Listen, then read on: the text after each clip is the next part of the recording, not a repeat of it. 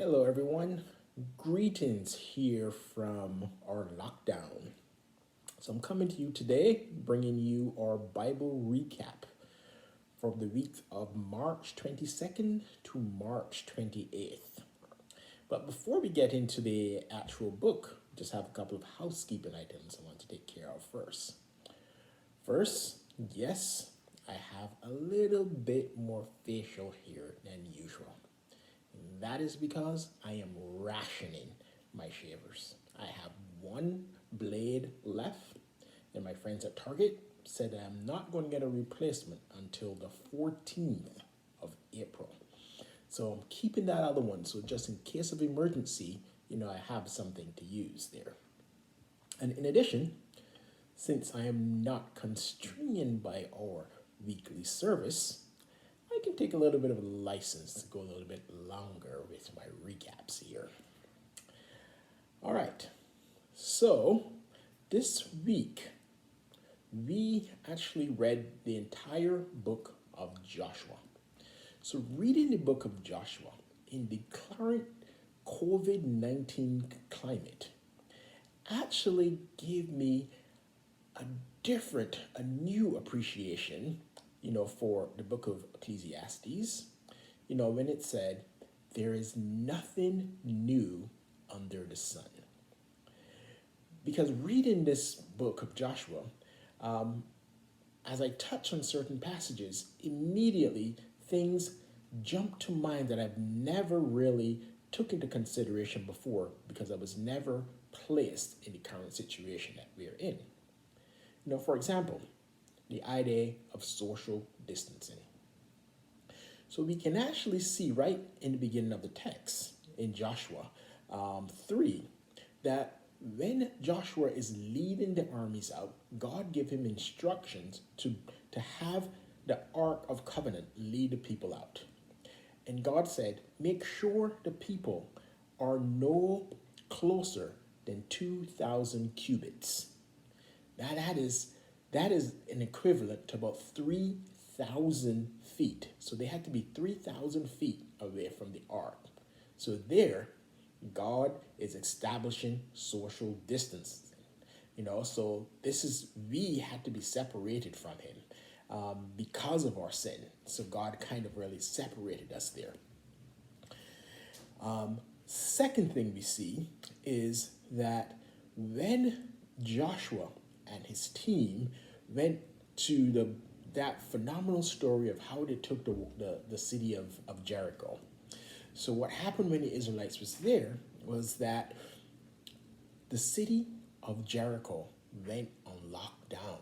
The text tells us that nothing came in and nothing came out. Kind of like where we are right now in this lockdown.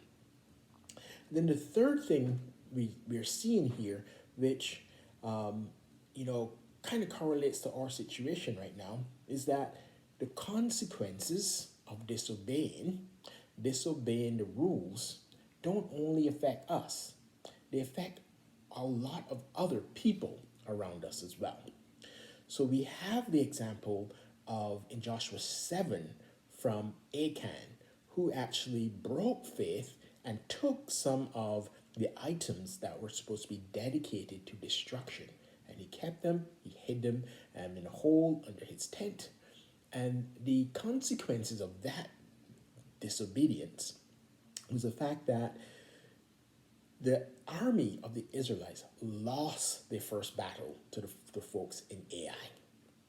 And Joshua didn't know, and he was lamenting about what's happening and what's going on, and he was upset. And then God pretty much told him what happened.